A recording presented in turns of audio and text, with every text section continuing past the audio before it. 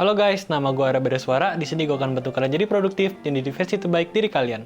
Hari ini gue mau bahas filosofi yang mengubah hidup gue, yaitu filosofi stoikisme. Ya bro, filosofi. Ateis ya lu?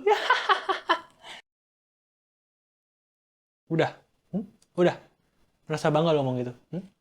Udah? Merasa lucu? Sana keluar. Iya keluar.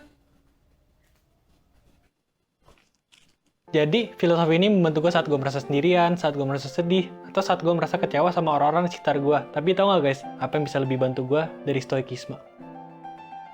Kalian bisa like video ini karena like itu gratis, dan bisa bikin video ini viral, dan bantu channel ini. Yeay, jangan lupa like. Ya, Nora dasar itu berkecil ngemis-ngemis lagi.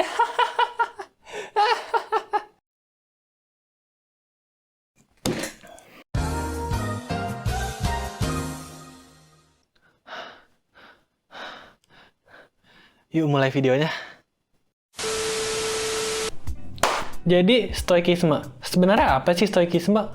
Mungkin dari kalian yang pernah dengar stoikisme, karena filosofi ini sedang booming-boomingnya di masa kini. Tapi buat kalian yang belum tahu, filosofi ini berasal dari Athena dan sudah ada 300 tahun sebelum Masehi. Filosofi ini adalah tentang bagaimana manusia menghadapi penderitaan dan cara untuk melawannya. Ajaran utama dari filosofi ini adalah seorang manusia akan bahagia jika dirinya tidak dipengaruhi oleh hal eksternal. Seorang stoik percaya bahwa dunia ini sudah mengatur, dan setiap kejadian yang terjadi di dunia ini bukanlah kebetulan, melainkan adalah takdir. Menurut gue, yang membuat filosofi ini unik adalah dua filsuf besar stoikisme adalah Marcus Aurelius, seorang emperor Roma, dan Epictetus, seorang budak. Kok bisa ya dua orang dengan status yang sangat berbeda dan gaya hidup yang berbeda bisa memiliki filosofi yang sama? Itu karena filosofi ini adalah tentang cara hidup secara rasional, yang semua orang dari semua kalangan bisa pakai filosofi ini. Dan filosofi stoik ini sangat berjalan dengan agama. Jadi, gue rasa filosofi ini cocok bagi masyarakat Indonesia. Karena filosofi ini mengajarkan hal eksternal tidak bisa mempengaruhi kita. Semua hal yang terjadi kepada kita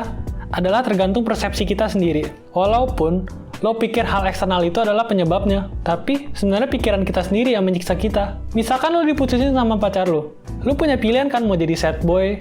Gue gak tau harus gimana lagi bro. Dia satu-satunya buat gue. Dunia ini gak adil.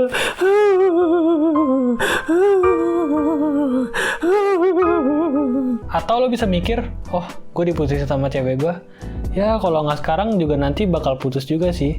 Gue bersyukur ini terjadi karena banyak hal yang bisa gue pelajari dari sini. Kan enak gitu ya. Tapi stoikisme tuh bukan tentang melihat hal positif terus-terusan. Bukan kayak, hey kawan, lihat sisi positif aja di dunia ini. Kan setiap badai ada pelangi di akhirnya. Nggak gitu. Stoikisme tuh ngajarin kita melihat hal sebagai seadanya aja.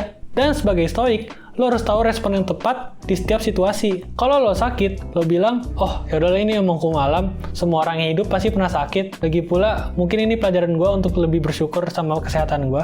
Atau enggak, pas lo kena macet, well bener ini sekarang macet. Tapi kalau gue marah-marah, macet ini juga nggak bakal hilang kok. Ya udahlah, waktu ini gue gunain buat baca buku aja sama dengerin podcast. Tapi seorang stoik tahu bahwa sakit, terkena musibah, ditinggalkan pasangan, itu adalah hal yang menyakitkan. Tapi mereka tahu, yang menyakiti itu adalah mereka sendiri, bukan hal eksternal. Jadi mereka akan mencoba melupakan itu dan mencari respons yang terbaik. Lalu stoikisme ini juga mengajarkan kehidupan sehari-hari. Hal yang menarik dan agak lucu menurut gue dari stoikisme adalah di bukunya Marcus Aurelius, seorang emperor Roma dan filsuf stoik, dia menulis dialog tentang dia dan diri dia sendiri tentang kesusahannya dia bangun tidur. Kayak agak aneh gak sih ngapain emperor Roma bangun tidur? Emang ada yang bakal marahin dia? Dia emperor, dia manusia terkuat pada masanya, dia gak usah dengerin siapa-siapa. Jadi dialognya kurang lebih kayak gini. Saat fajar, di mana kamu memiliki masalah bangun dari tempat tidur, bilang ke diri kamu sendiri, saya harus bekerja sebagai manusia.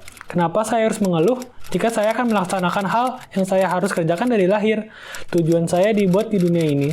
Atau apakah ini tujuan saya? Untuk tidur-tiduran di selimut dan menjadi hangat? Ya, kira-kira itu translatean bahasa Indonesianya. Ya, maaf ya kalau agak ancur-ancuran karena ini gue translate diri sendiri. Jadi, kurang lebih ini adalah cerita bagaimana Marcus Aurelius mager aja gitu bangun pagi. Tapi dibanding dia tidur lagi, dia nyatet gitu dialog dia. Kayak relatable banget gak sih? Kita pasti juga pernah kayak Marcus Aurelius kan? Kayak bangun pagi, lu mau kerja, mau kuliah, mager banget rasanya. Tapi bedanya adalah Marcus Aurelius tuh ikhlas dengan pekerjaan dia. Karena dia tahu bekerja sebagai emperor dan bangun pagi itu adalah tujuan dia diciptakan di dunia ini. Tapi kan kalau kita kan agak terpaksa gitu ya. Ya daripada gue DO, daripada gue dipecat, ya mending gue kerja lah. Selanjutnya, memento mori, mengingat kematian. Serem ya jadi agak dark topik ini. Tapi menurut gue, topik ini sangat penting bro. Gue mau tanya nih, siapa sih yang gak pernah mikirin kematian mereka sendiri? Gak ada kan? Tapi kenapa sih kita ngehindarin topik kayak gini? Padahal, kematian adalah satu-satunya hal yang pasti di dunia ini. Oke, gue di sini bukan buat nakut-nakutin lo kok. Enggak kok. Tapi, di sini gue mau ngasih tahu bahwa mengingat kematian bisa bikin lo lebih tenang dengan kematian dan bisa bikin lo lebih produktif. Jadi gini, coba lo hidup dengan mindset bahwa ini adalah hari terakhir lo di muka bumi ini. Ini hari terakhir lo ngobrol-ngobrol sama temen lo. Ini hari terakhir lo makan-makan sama keluarga lo. Pasti lo akan lebih berhati-hati kan dengan kata-kata dan perbuatan yang lo lakuin. Dan pokoknya lo bakal hidup di masa sekarang. Lo bakal nggak peduli masa lalu atau masa depan. Nah, jadi gitulah emang kehidupan stoik. Mereka menganggap bahwa dirinya hari ini bakal meninggal. Jadi setiap pekerjaan yang mereka lakukan lebih ada tanggung jawabnya. Marcus Aurelius pernah bilang kalau kita bisa tinggalkan hidup sekarang juga. Biarkan itu menentukan apa yang kita lakuin, katakan, dan pikirkan. Dan pas gue denger gini kayak mind blown banget gak sih? Padahal di belakang pikiran kita tahu bahwa kapan aja kita bisa meninggalkan dunia ini. Tapi kalau kita bisa ingat itu terus, gue yakin kita bisa jadi manusia yang lebih baik. Jadi, kematian tuh gak bikin kebaikan dan perbuatan kita jadi sia-sia. Malah, kematian adalah alasan kenapa kita harus melakukan kebaikan. Karena, jika lo hidup buat diri lo sendiri, semua hal yang lo lakuin di dunia ini gak ada maknanya. Karena lo akan hilang dari muka bumi ini. Sedangkan kalau lo memberi itu ke orang, lo bisa hidup dari amal kebaikan lo. Selanjutnya, amor fati, mencintai takdir. Amor fati sih sebenarnya kurang lebih kayak tawakal. Tapi kalau tawakal itu kan cuma accepting. Kalau amor fati, itu mencintai takdir. Seorang stoik punya mindset seperti ini karena semua hal yang ada di dunia ini sudah ada yang mengatur. Dan zat yang mengatur adalah zat yang mencintai kita. Jadi, semestinya kita tidak mengkhawatirkan takdir. Selain itu, kita juga harus ikhlas tentang apapun yang terjadi di masa depan.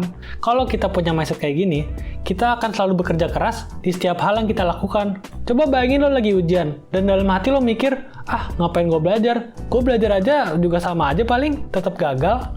Itu salah, karena seakan-akan kita tahu apa yang bakal terjadi di masa depan. Tapi kalau lu punya mindset amor fati, lu nggak peduli mau lo sukses, mau lo gagal, lo harus tetap kerja keras. Dengan punya mindset seperti ini, lu membebaskan diri lu dari ketidakpastian dan bikin lo jadi fokus ke hal yang sebenarnya penting. Oke guys, makasih yang udah dengerin. Kalau belum subscribe, jangan lupa subscribe. And I see you all next time. Dadah!